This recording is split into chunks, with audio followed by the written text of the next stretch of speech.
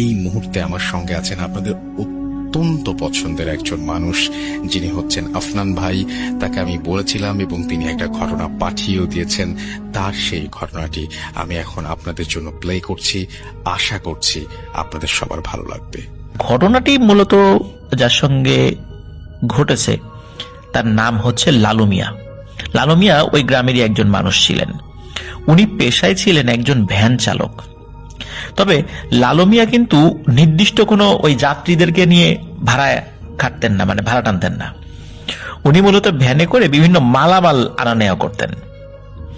যদি দেখা যেত যে উনি বাড়িতে ফিরে আসছেন, কোনো যাত্রী বাড়িতে ফিরছে, তখন উনি ওই যাত্রী তুলতেন। কিন্তু তার ভ্যানটাকে মূলত যাত্রী পরিবহনে উনি ব্যবহার করতেন না। তো এভাবেই ওনার চলে যাচ্ছিল। তখন উনি বিয়ে শাদী করেননি। ওনার বয়স ছিল তখন মোটামুটি 22-23 বছর বা 25-26 বছর, এমন আর কি, এরকম একটা রেঞ্জের মধ্যে ওনার বয়স ছিল। তো এভাবে চলছিল, কিন্তু এর মধ্যে ঘটে একটি ঘটনা। সেটি হলো, কোনো এক জায়গা থেকে উনি ফিরছিলেন ভ্যান নিয়ে, মানে সেই জায়গাতে মালামাল নামিয়ে দিয়ে উনি ভ্যান নিয়ে রাস্তা দিয়ে ফিরছিলেন। তো হঠাৎ করে পথের মধ্যে উনি একটা জটলা দেখতে পান এবং ওখান থেকে খুব দুর্গন্ধ আসছে। দেখলো যে মানুষ সবাই মুখে কাপড় চোপড় বেঁধে রেখেছে। তো উনি চিন্তা করলেন যে কি ব্যাপার, আমি একটু গিয়ে দেখে আসি। আর উনি একদম ওনার গ্রামের কাছাকাছি চলে এসেছিলেন। চিন্তা করলেন যে গ্রামের কাছাকাছি তো এখন মানে এখানে কি, সেই জিনিস একটু দেখি। উনি ভ্যান থামান। ভ্যান থামিয়ে যখন ওই ভিড়ের মধ্যে এগিয়ে গিয়ে উনি উকি মারেন, তখন দেখেন ওখানে 3-4 দিনের একটা মানে মূলত মানে পচে গলে যাওয়া একটা লাশ সেখানে আছে। ওখানে পুলিশও দাঁড়ানো আছে। তো উনি সেটা দেখেন। এর মধ্যে একজন বলে ওঠে, এই লালু মিয়া আসছে, লালু মিয়া আসছে। তখন উনি বুঝতে পারেন না কি ব্যাপার, হঠাৎ করে আমাকে মানে সবাই আমাকে মানে নাম ধরে ডাকছে কেন, যে লালু মিয়া আসছে, লালু মিয়া আসছে। তখন পুলিশও তার দিকে তাকায়। তখন মূলত লালু মিয়া বুঝতে পারেন যে তাকে আসলে উদ্দেশ্য করে ডাকার উদ্দেশ্য কি, মানে মানুষ কথা বলার উদ্দেশ্য কি ছিল। কারণ হচ্ছে ওই সময় মূলত এমন একটা সময় ছিল, সন্ধ্যা লেগে যাচ্ছে ভাব। আর ওই লাশটি হসপিটালে নিয়ে যাওয়ার জন্য, মানে সেখানে তো পোস্টমর্টেম করার ব্যাপার আছে, হসপিটালে নিয়ে যাওয়ার জন্য কোনো গাড়ি পাচ্ছিল না, গরুর গাড়ি, ভ্যান কিছুই পাচ্ছিল না। আর ওখানে বেশ কিছু মানুষ ছিল যারা লালু মিয়াকে চিনত খুব ভালোভাবেই। যেহেতু লালু মিয়া এখানে উপস্থিত, মানে তার ভ্যানও উপস্থিত, এই জন্যই বলে উঠেছে এই লালু মিয়া আসছে, লালু মিয়া আসছে। তখন পুলিশ ধরে, এই লালু মিয়া চলো। লালু মিয়া বলে, কোথায় যাব? বলে, এই লাশ নিয়ে এখন হসপিটালে যেতে হবে। অসম্ভব, আমি আমার ভ্যানে লাশ উঠাবো না। তখন বলে যে তোমার মানে যা পারিশ্রমিক হয় তার থেকে আরো অনেক বেশি দেয়া হবে, কিন্তু লাশ নিয়ে যেতে হবে। তখন উনি খুব রিকোয়েস্ট করে থানার ওই পুলিশদের কাছে যে যদি আমি একবার এই ভ্যানে লাশ উঠাই, তাহলে কেউ এই ভ্যানে মালামাল পরিবহন করবে না। বিশেষ করে এই ভ্যানে অনেক ধরনের শাক সবজি, খাবার দাবার, তারপর আরো বিভিন্ন ধরনের পণ্য আনা নেওয়া করি। তো গ্রামের মানুষদের মধ্যে যেহেতু কুসংস্কার রয়েছে, এই কারণে এই ভ্যানে তারা কেউ আর মালামাল তুলবে না এবং কেউ এই ভ্যানে উঠবেও না। এমনিতে তো আমি যাত্রী টানি না, এমনিতে উঠবে না। তখন পুলিশ বলে যে না, এটা তো হবে না, তোমাকে যেতেই হবে, কারণ এটা তো আইনের ব্যাপার, আইনকে অবজ্ঞা করতে পারবা না, আমাদেরকে সহযোগিতা তো করতে হবে। যেহেতু আমরাও আইনের লোক, আমাদেরকে সহযোগিতা না করলে তো তোমাকে আমরা অ্যারেস্ট করব। এইভাবে আইনের মার প্যাচ দিয়ে তাকে ভয় ভীতি দেখিয়ে তাকে বাধ্য করে ওই পচা গলা লাশটি ওই ভ্যানে উঠাতে। ওই পুরনো কাপড় চোপড়, কাঁথা টাথা দিয়ে ওই লাশকে পেঁচানো হয়। তারপর চট বলতে চাটাই আর কি, সেটা দিয়ে, বাঁশের চাটাই, সেটা দিয়ে পেঁচানো হয়। তারপর ভ্যানে উঠায় দেয়।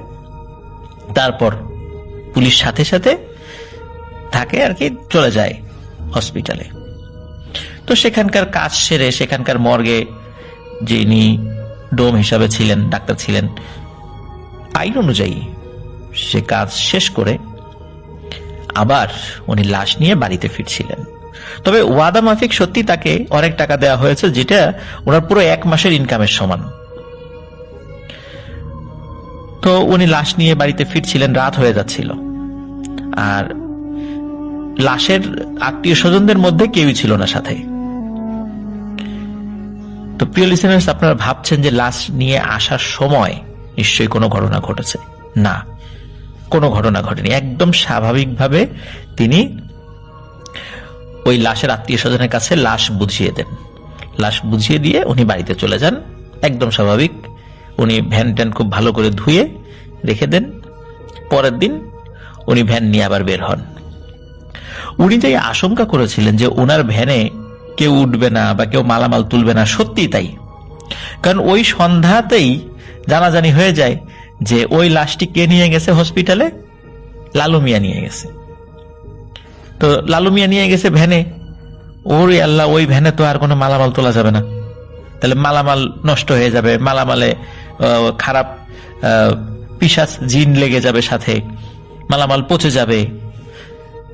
এই মানে বিভিন্ন ধরনের চিন্তা মানুষের মাথার মধ্যে। এই চিন্তা করে কেউ তার ভ্যানে আর মালামাল তোলে না। এখন ওনার তো রুজি রুটির মাধ্যমেই একটা জিনিসই ছিল, ভ্যান।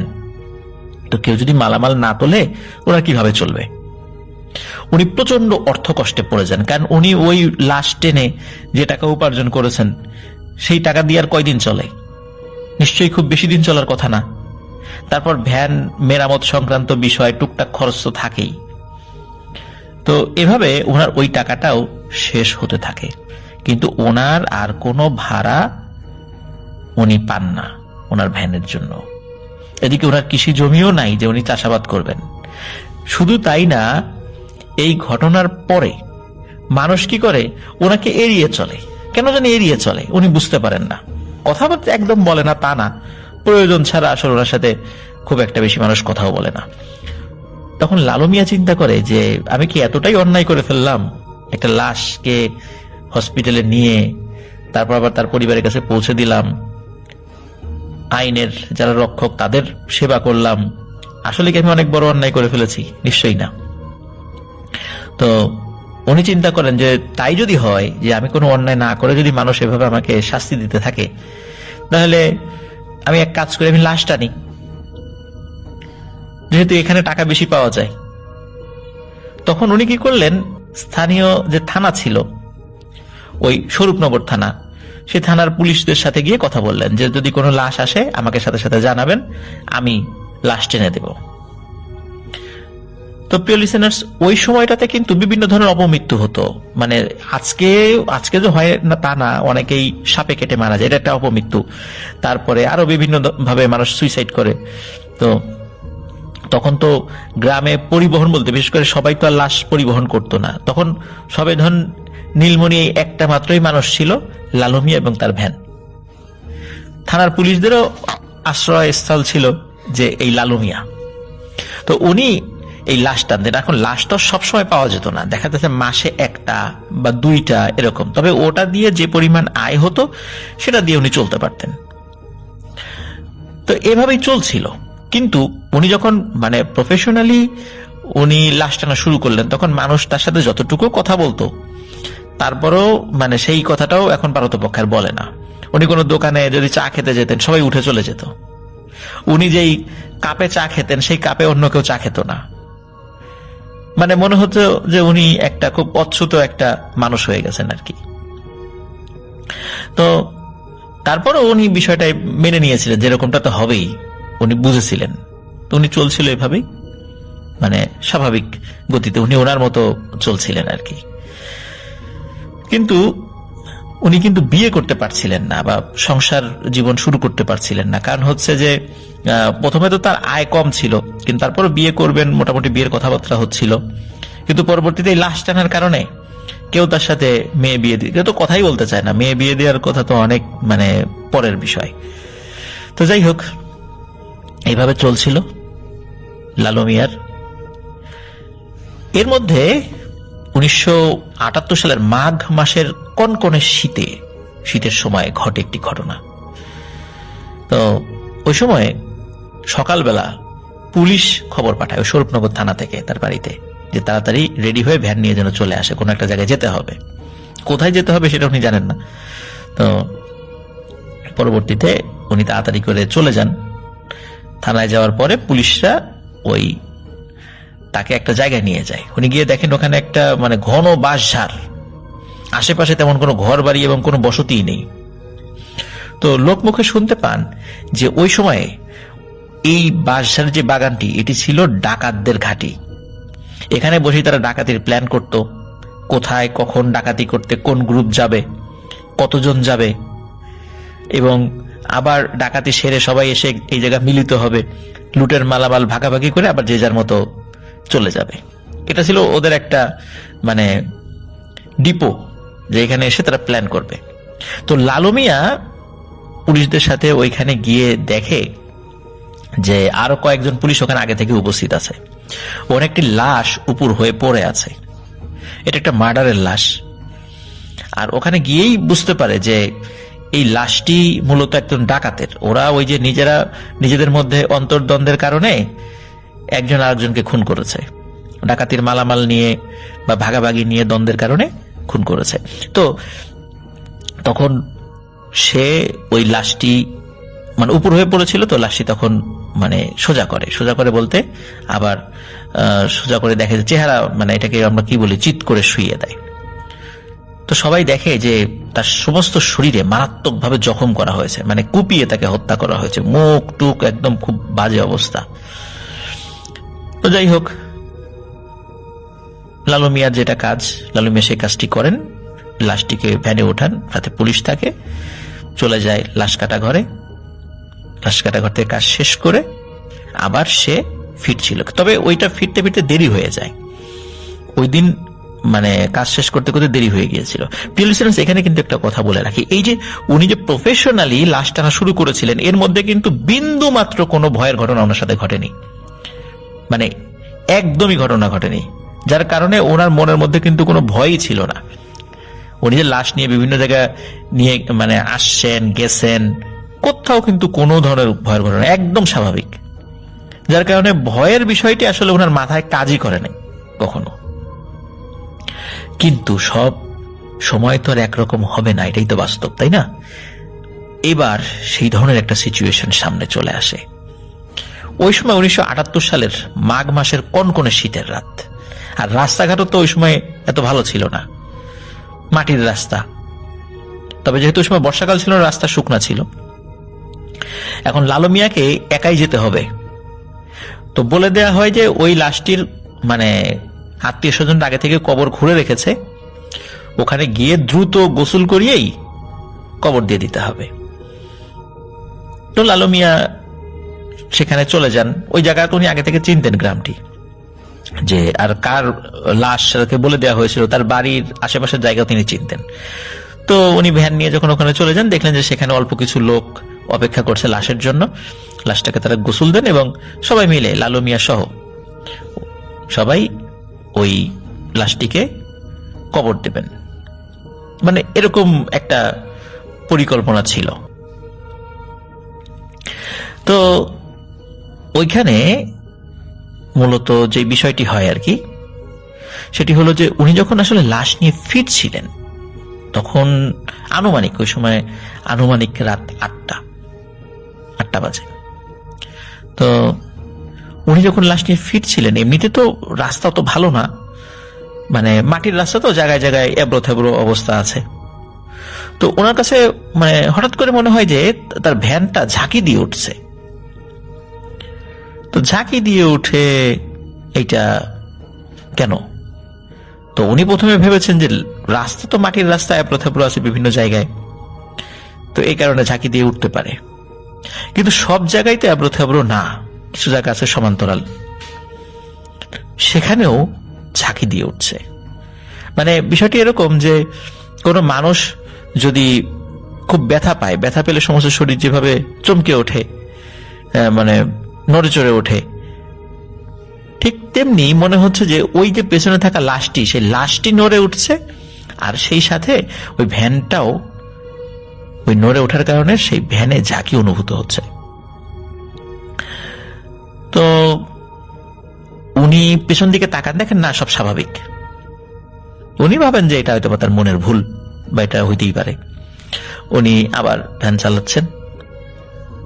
তো চালাতে চালাতে মোটামুটি একদম কাছাকাছি, গ্রামের একদম কাছাকাছি চলে এসেছেন। শুরুতেই বলেছি যে ওখানে কিন্তু তার গ্রামের আত্মীয় স্বজন সেখানে ছিল, তাকে আগে থেকে জানানো হয়েছে, এবং সেখানে নিয়ে যাওয়ার পরে দ্রুত কবর, মানে গোসল করিয়ে কবর দেওয়া হবে, সেই প্রস্তুতিও সবকিছু মানে করে রাখা হয়েছে কবর টবর খুঁড়ে। এখন উনি প্রায় কাছাকাছি চলে এসেছেন সে লাশ নিয়ে।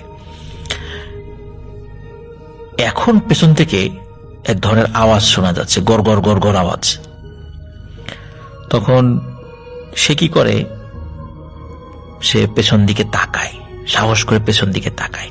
যখন সে তাকিয়ে দেখে তখন কিন্তু রাত 8টা, মানে একে তো কুয়াশা, তারপর অন্ধকার রাত, আর ওনার ভ্যানের নিচে কিন্তু ওই যে হারিকেন জ্বালানো ছিল, ওই হারিকেনের আলোয় চারদিকে কিছুটা আলোকিত হয়েছে, ওই ওই আবছা আলোতে, কারণ আলো তো নিচ দিকে, উপর দিকে ততটা দেখা যায় নাকি, তারপরে তো বোঝা যায় আর কি। তো উনি দেখেন যে ওই লাশটি তো মূলত চাটাই দিয়ে বাঁধা ছিল। একটু আগেও, মানে কয়েক মিনিট আগেও উনি দেখেছেন যে চাটাই দিয়ে শক্ত করে লাশ বাঁধা, কিন্তু এখন দেখছেন চাটাই খোলা, ওই লাশটি উঠে বসে আছে এবং তার দিকে তাকায়, মানে তাকানো অবস্থায়। ওই সময়ে মানে অন্ধকারের মধ্যে তিনি বুঝতে পারছেন যে স্বাভাবিক থেকেই মনে হচ্ছে যে তার চোখ দুটো অনেক বড় বড় এবং লাল টকটকে, আর তার সমস্ত শরীরে যেই জায়গাগুলোতে কাটা হয়েছিল, মানে কোপ দিয়ে তো তাকে হত্যা করা হয়েছে, ওই জায়গাগুলো কিন্তু সেলাই করে দেওয়া হয়েছে, ডোম সেলাই করে দিয়েছিল, সেই জায়গাগুলো থেকে টপ টপ করে তাজা রক্ত পড়ছে, আর তার মুখ দিয়ে গড়গড় গড়গড় শব্দ বের হচ্ছে।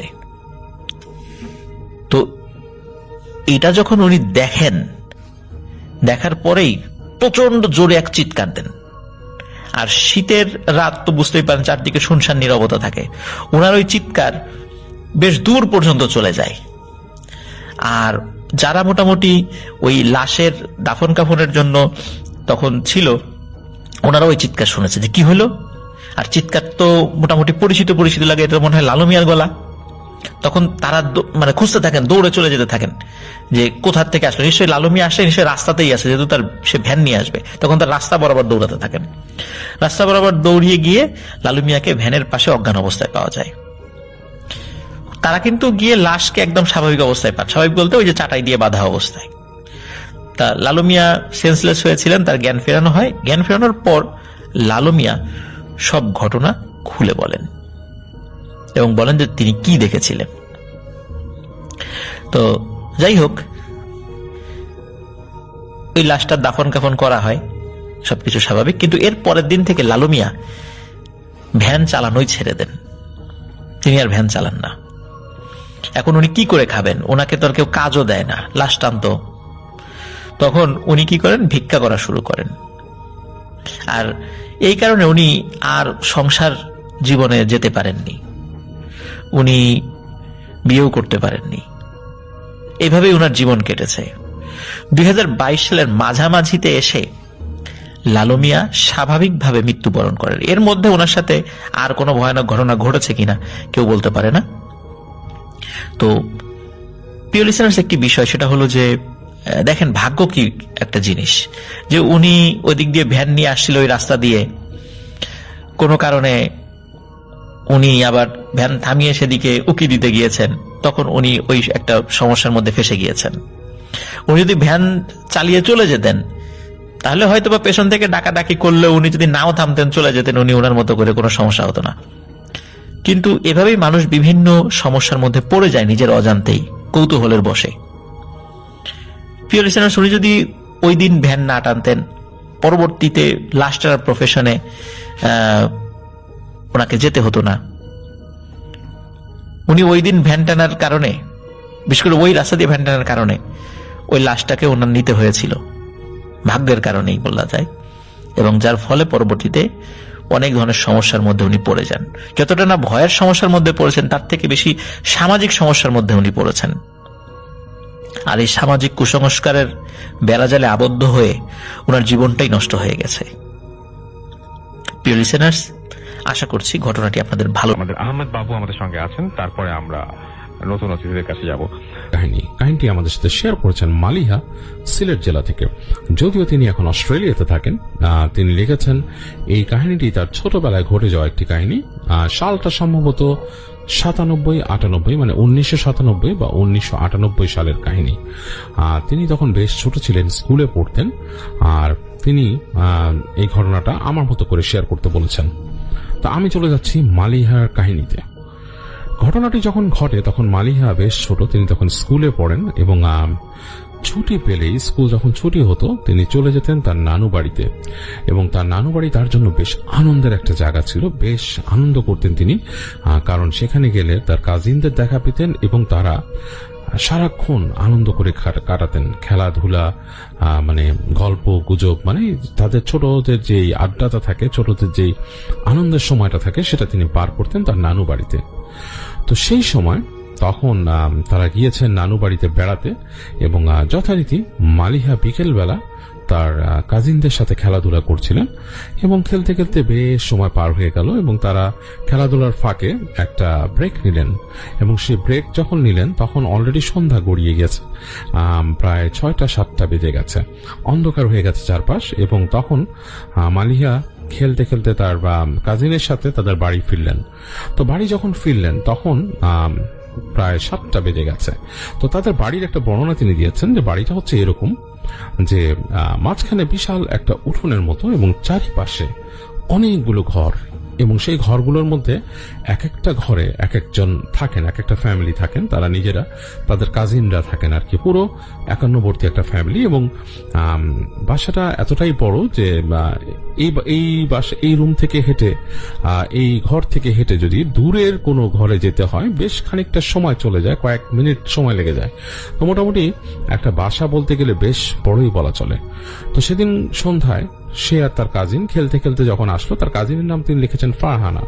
ফারহানার সাথে খেলতে খেলতে তিনি যখন বাসা আসলেন, এসে তাদের আর বেশ ভালো লাগছে না। ঘরের মধ্যে কিছুক্ষণ তারা ঘোরাঘুরি করে তারা তার নানুকে বললেন যে তাদের আরেক কাজিন তার সাথে দেখা করতে চান। তখন তার নানু বলছেন যে কেন, ওখানে কেন যাবা, ওখানে এখন যাওয়ার দরকার নেই। তো বলছে যে না, আমরা যাই, ওর সাথে যাই, একটু খেলা করি, কথা বলি। তো অনেক রিকোয়েস্ট করার পর তিনি বলেন আচ্ছা যাও, রাত হয়ে গেছে, এত রাতে আসলে খেলাটা ঠিক না। তো তারা দুজন সেই নানুর সাথে কথা বলে নানুর দ্বিধায় ভরা পারমিশন নিয়ে তারা রওনা দিলেন পাশের ঘরে, তার সেই খালার বাড়িতে। এবং মানে পাশের ঘর বলতে বেরিয়ে কিন্তু উঠান হয়ে বেশ খানিকটা হেঁটে যেতে হবে এবং উঠানটা কিন্তু বেশ বড়। এবং তাদের বাসার বর্ণনার মধ্যে আরেকটা ব্যাপার আছে যে তাদের যে বাড়ি ঘরগুলো, টোটাল ঘরগুলোর ওই পাশে রয়েছে বিশাল মানে গাছের বাগান, সেখানে বিভিন্ন রকমের গাছ আছে, মানে এটা দেখে মনে হয় একটা জঙ্গলের মতো মনে হয়। তো সন্ধ্যার পর জায়গাটা বেশ অন্ধকার হয়ে থাকে বাড়ির সীমানার পরে। বাড়িটা তো উঠোনের পাশে ঘর চারিপাশে, এবং বাড়ির সীমানার পরের যে জায়গাটা, রাস্তার পাশ থেকে মনে হয় বেশ অন্ধকার এবং দূরে গাছগুলো দেখলে বেশ বড় একটা টানা জঙ্গলের মতো লাগে। তো যাই হোক, তারা দুজন হেঁটে নানুর ঘর থেকে বেরোলেন এবং তখনকার সময় তাদের সেই এলাকায়, নানুর বাড়ি এলাকায় ছিল পল্লী বিদ্যুতের লাইন এবং সেখানে প্রায় লোডশেডিং হতো। এবং ঘরগুলোর মধ্যে লোডশেডিংটা এভাবে হতো যে কোনো ঘরে ইলেকট্রিসিটি আছে, আবার কোনো ঘরে নেই, এরকম ভাবে আর কি হতো। মানে ডিপেন্ডস অন দা যেভাবে লাইট, মানে ইলেকট্রিসিটির ফেজ যেভাবে থাকতো সেভাবে কোনোটা থাকতো, কোনোটা থাকতো না, এরকম একটা ব্যাপার ঘটতো। তো যাই হোক, সেই মালিয়া এবং তার সেই কাজিন ফারহানা তারা দুজন উঠোনে নামলেন এবং উঠোনে নেমে দেখলেন বেশ চাঁদ উঠেছে আকাশে, বেশ জ্যোৎস্না আছে এবং জ্যোৎস্নার একটা আলো সারা উঠোনে ছড়িয়ে পড়ছে। আর দূরে তার যে খালার বাড়ি, সেখানে দেখলো যে সেখানে আলো জ্বলছে। তো তারা দুজন সুন্দর হাঁটতে হাঁটতে গেল, খালার সেই ঘরে চলে এলো, বারান্দা দিয়ে ঢুকলো ঘরের ভেতরে এবং ঢুকে এসে দেখলো যে তার খালা আছে এবং বেশ বললো, সে লিখেছে তখন বেশ আলো আছে, কারণ বাইরে চাঁদের আলো, উঠোনে আলো আছে, আর ঘরের ভেতর তো বাতি জ্বলছে। তো তার খালাকে সে যে বললো যে খালা আমরা আসছি অমুকের সাথে খেলতে, তার সেই কাজিনের নাম বলল। তো তার খালা শুনে বললো যে না, এখন রাত হয়ে গেছে, এখন এত রাতে কিসের খেলা, এখন প্রায় 7টা-8টা বাজে, এই সময় তোমাদের কিসের খেলা, এই এত রাতে খেলা ঠিক না, তোমাদেরকে মানা করছি রাতের বেলা খেলতে হয় না। তো এটা যখন তারা শুনতেছে, এই সময় দপ করে তাদের ঘরের বাতি নিভে গেল খালার বাসার, এবং মানে ইলেকট্রিসিটি চলে গেল। তো হঠাৎ করে অন্ধকারটা শুয়ে আসতে কয়েক সেকেন্ড সময় লাগছে তাদের। তো অন্ধকারের মধ্যে খালা বলতেছে যে দেখো তো তোমাদের নানুর বাসায় কারেন্ট আছে কিনা। তো এটা দেখে তারা দুজন আস্তে করে হেঁটে নামলো উঠানে না বারান্দায় নামলো, এবং তারা বারান্দায় নেমে বারান্দার কর্নারে চলে গেল, কারণ বারান্দার কর্নারে গেলে নাকি তার নানুর ঘরটা দেখা যায়, সেখানে নাকি বাতি জ্বললে বা ইলেকট্রিসিটি থাকলে দেখা যেত। তো তারা হেঁটে যখন বারান্দার কর্নারে গেছে, হঠাৎ করে তার চোখ গেল দূরে, দুজনেই দেখছে একটু সামনে বাসার থেকে প্রায় কয়েক গজ হবে, 10 গজ বা 15 গজ দূরে, গজ মানে প্রায় 20-30 ফিট দূরে আর কি। এবং সেখানে তারা দেখছে হঠাৎ করে চাঁদের আলোতে একটা লম্বা অবয়ব, এবং লম্বা বলতে বেশ লম্বা একটা নারী মূর্তি, এবং সেটা মাটি থেকে প্রায় কয়েক ফিট উপরে ভেসে আছে। এবং সেই নারী মূর্তিটা বেশ লম্বা, সাধারণ কোনো মানুষের উচ্চতার সেটা না। মানে একটা মানুষ যদি 5 ফিট বা 6 ফিটের মধ্যে হয়, নারী মূর্তি সাধারণত 6 ফিট হয় না আমাদের দেশে, কিন্তু সেই নারীটাকে দেখে মনে হচ্ছে 8-10 ফিট লম্বা। এবং সে সাদা একটা ড্রেস পরে, সাদা একটা শাড়ি বা কাপড় পরা, সে বাতাসে ভাসছে। তার চুলগুলো দেখে বোঝা যাচ্ছে সেটা নারী, এবং বাতাসে পতপত করে উঠছে তার কাপড় এবং তার চুলের অংশ। এবং মনে হলো সেটা দূর থেকে তাদের দিকে তাকিয়ে আছে, এবং এই চাঁদের আলো পড়াতে সে তারা স্পষ্ট দেখলো। তো দুজনে দেখেই সেটা দেখে প্রচন্ড ভয় পেয়েছে, এবং একজন আরেকজনকে ধরে চিৎকার করে উঠলো। চিৎকার করে তারা চোখ বন্ধ করে দৌড় দিল সে উঠান থেকে, এবং চিৎকার করতে করতে করতে করতে নানু বাড়ি আসলো। তো তার নানু বেরিয়ে আসছিল ঘর থেকে, যে কি ব্যাপারটা বোঝার চেষ্টা করলো যে মানে ব্যাপারটা কি ঘটছে। নানু বেরিয়ে আসে, কি হয়েছে তোদের? তার নানুকে জড়ায় ধরলো। তো তার কাজিন ক্রমাগত কাঁদতে লাগলো। কি হয়েছে বললো, তো এখানে ভূত আছে। তো তার নানু বলতেছে, না না বাবা, এখানে কোনো ভূত নেই, তোমরা কি দেখছো কি? তো তারা দুজনই বললো নানু কিরকম দেখছি। তো নানু তাড়াতাড়ি তাদেরকে ঘরের ভেতরে নিয়ে গেল।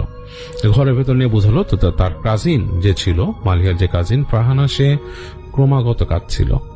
তো মালিহা ভয়ে চুপচাপ করে গেছে। যাই হোক, তার নানি তাকে বোঝালো, তার মা আসলো এবং তাদেরকে দোয়া পড়ে ফু দিল, মাথায় হাত বুলিয়ে দিল, এবং তাদেরকে ঠান্ডা করে ঘরে নিয়ে আসলো।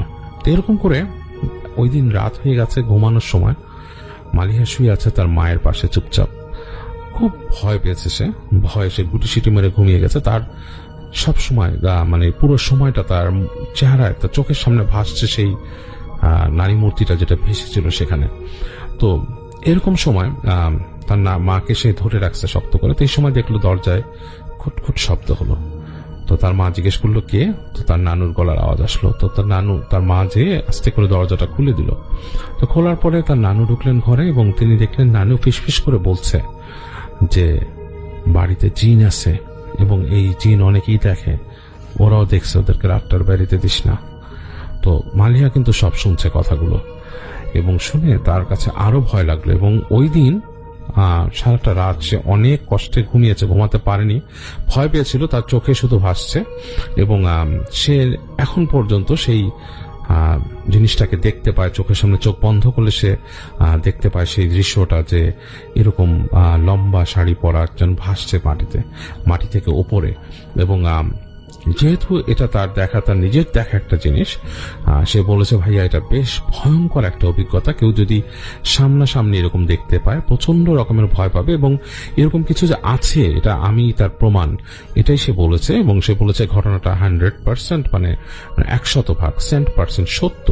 এবং সে বলেছে যে এই আমি এরকম আরো কিছু জিনিস আমাদের সাথে ঘটেছে, এবং আমি আপনাকে পরে শেয়ার করব।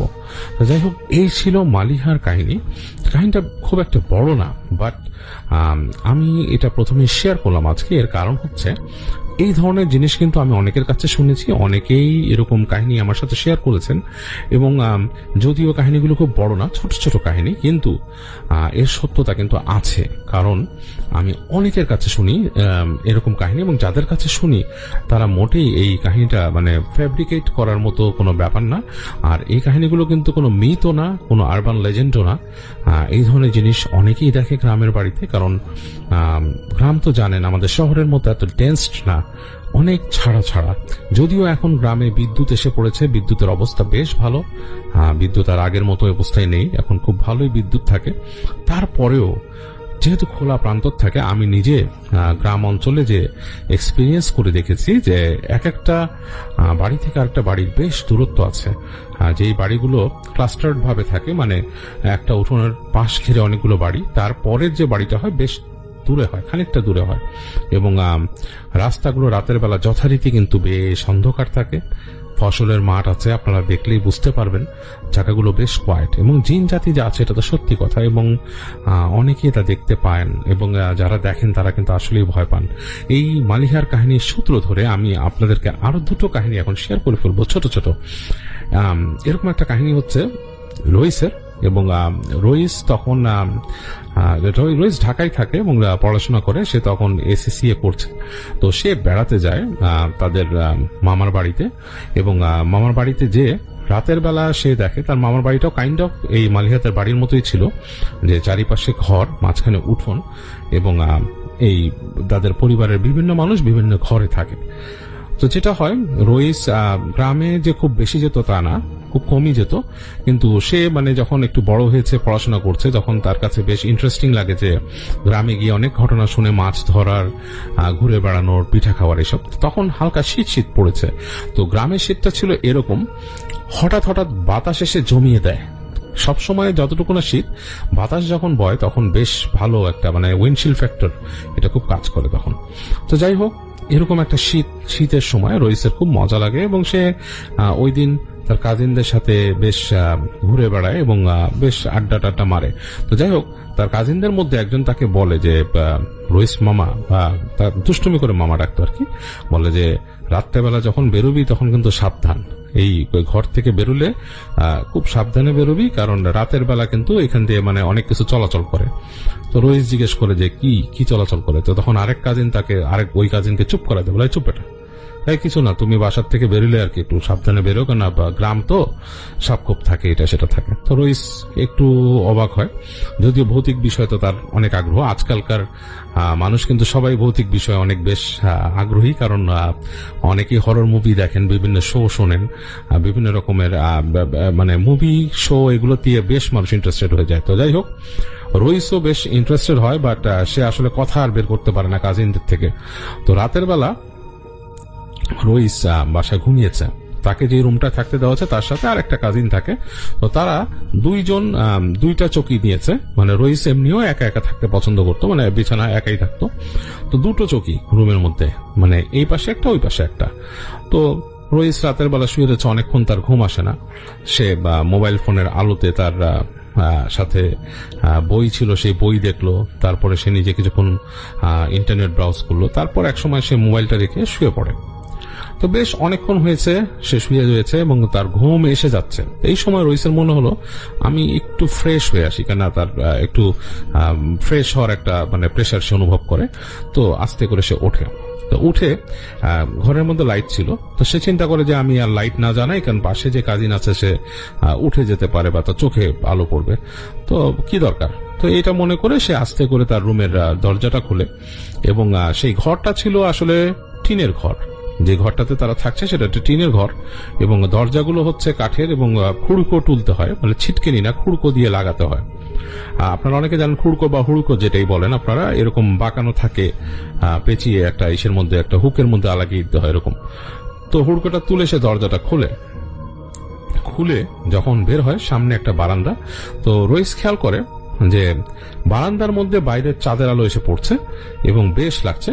বারান্দার ফ্লোর কিন্তু আবার সিমেন্টের, এবং তাদের রুমের ফ্লোরও সিমেন্টের, যদিও ঘরটা টিনের। তো সুন্দর আলো এসে পড়ছে, বেশ লাগছে। তো সে চিন্তা করে যে এখানেও আলো জ্বালানোর কোনো প্রয়োজন নেই। তো সে হেঁটে বারান্দায় বের হয়ে বাইরে দেখে যে বেশ সুন্দর একটা পরিবেশ, চাঁদের আলো পড়েছে উঠোনে, দূরের ঘরগুলো দেখা যাচ্ছে, মানে তাদের যে অন্যান্য ঘরগুলো, আর ঝিঝি পোকার একটা ডাক, রাতের একটা সাউন্ড, ঝিঝি পোকার সাথে আরো একটা কিছু পোকা ডাকছে রাতের বেলা। তো অসাধারণ লাগে তার কাছে। তো সে মনে করে যে বাহ বেশ, তো যাই আমি আগে ফ্রেশ হয়ে আসি। তো রইস যখন নাকি উঠানে নামলো, নেমে কয়েক পা গেছে, হঠাৎ করে সে খেয়াল করে তাদের ঘরের যে কোনাকুনি জায়গাটা, তাদের বাসার পেছনের দিকে আবার ফসলের ক্ষেত, মানে সেখানে আসলে যাওয়ার কোনো জায়গা নেই, অনেক দূর পর্যন্ত বিস্তৃত ফসলের ক্ষেত, এবং এই বিস্তৃত ফসলের ক্ষেতের ওই পারে আছে দূরে নদী, কিন্তু এই পাশের থেকে যে সামনে রাস্তার পাশের যে জায়গাটা কোনাকুনি তাদের বাড়ির মানে ঢোকার যে রাস্তাটা সেটা। তো হঠাৎ করে সে খেয়াল করে ঢোকার রাস্তার দিক থেকে কেউ একজন আসছে। তো সে একটু থতমত খায়, প্রথমে একটু ভয় পায়, কেন অনেকের কাছে শুনেছে গ্রামে নাকি শিয়াল মাঝে মাঝে ঢোকে, মুরগি টুরগি এগুলো নিয়ে যায়, তো বাগডাস ঢোকে। তো রইস একটু চিন্তা করে যে আসলে কি এরকম কিছু, পরে দেখে না মানুষ, মানে মানুষেরই আকৃতি এবং আসছে এবং কাছে আসছে, এবং চাঁদের আলোতে আরো স্পষ্ট হয় যেটা মানুষ, এবং শাড়ি পরা একটা মেয়ে মানুষ। তো সে একটু থতমত খায় এটা ভেবে যে মানুষ যখন হেঁটে আসে তখন কিন্তু মানুষ পা ফেলে ফেলে আসে, মানুষের একটা হালকা ওঠা নামা হয়। আপনারা যারা যদি ভিডিও করেন কখনো, আপনারা যদি খুব হাইপার স্টেবিলাইজেশন বা মানে এই ধরনের স্টেবিলাইজড ক্যামেরা দিয়েও ভিডিও করেন আর হাঁটেন, দেখবেন আপনার ওঠা নামাটা কিন্তু হালকা হালকা হচ্ছে। যেমন আপনারা যদি গোপ্রো দিয়ে কিছু ভিডিও করেন দেখবেন তখন একটু ওঠা নামা হচ্ছে, আপনি হেঁটে হেঁটে ভিডিও করছেন, মানে হালকা একটা কিন্তু ওঠা নামার মোশন থাকেই, এটা যতই আপনি স্টেবিলাইজড ক্যামেরা দিয়ে করেন না কেন। তো সে দেখছে যে হেঁটে হেঁটে আসছে, তার কিন্তু হাঁটার ওঠা নামা নাই, সে খুব স্টিডি ভাবে, যেমন চাকার উপরে ভর করে যদি কিছু আসে সেইভাবে আসছে। তো রইস একটু থতমত খেয়ে যায়, সে চুপচাপ দাঁড়িয়ে থাকে। সে কিন্তু এখনো উঠানের ঠিক মাঝামাঝি যায়নি, কারণ তার হাতের বাঁ দিকে খেড়ের গাদা আছে, সেখানে খড় রাখা হয়, খড়ের একটা গাদা আছে, এবং পেছন দিকে সে যে ঘর থেকে বেরিয়ে এসছে সেই ঘর তো আছে, ঘরের পাশে এক্সটেন্ডেড ঘর আছে। তো সে মোটামুটি চাঁদের আলোর মধ্যে পুরাপুরি এক্সপোজড না, একটা ছায়ার মধ্যে সে আছে। তো সে খেয়াল করে দেখে সেই যে ফিগারটা মহিলার মতো আস্তে আস্তে মনে হচ্ছে চাকায় ভর করে আসছে, লাইক স্কেটিং পা দিয়ে যদি কেউ আসে যেরকম সেরকম আস্তে আস্তে। হঠাৎ করে খেয়াল করলো তার থেকে দূরত্ব মাত্র 7-8 ফিট। এই সময় সে দেখলো সে যে আসছে সে থেমে গেল, মানে রইসের উপস্থিতি সেটা বুঝতে পেরেছে সেই মানুষটা। তো রইসের না গায়ে পুরো কাটা দিয়ে উঠলো, কারণ চাঁদের আলো তখন পড়েছে সেই মেয়ে মানুষটার গায়ে। সে খেয়াল করলো তার মাথায় কাপড় নাই, কাপড়টা অনেকটাই নামানো, চুলগুলো উস্কো খুস্কো, এবং চাঁদের আলোয় বোঝা যাচ্ছে অনেক রিঙ্কলড একটা ফেস, মানে একটা বয়স্ক বৃদ্ধা মহিলা টাইপের।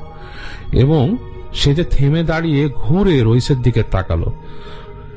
রইস তখন চাঁদের আলো পড়তে দেখলো চেহারাটার উপর, এবং সে স্পষ্টভাবে দেখলো যে সেই নারী মূর্তিটার চোখের ভেতরে অংশ পুরো কালো, মানে মনে হচ্ছে চকচকে কালো দুটো চোখ, এবং মানে ভেতরে কোনো মণি বা কিছু মানে উপস্থিতি নেই, মানে পুরো ডার্ক কিন্তু চকচক করছে ভেতরটা। এবং তার দিকে তাকালো, চুলগুলো উস্কো খুস্কো, মানে পুরো সাদাও না, মানে কালচে সাদা টাইপের চুল, এবং চোখগুলো ওরকম চকচক করছে, এবং চোখের মধ্যে চাঁদের আলো পড়ায় চকচকটা বোঝা যাচ্ছে, কিন্তু পুরো কালো চোখ, পুরো ব্ল্যাক আই। এবং তার দিকে তাকিয়ে আছে।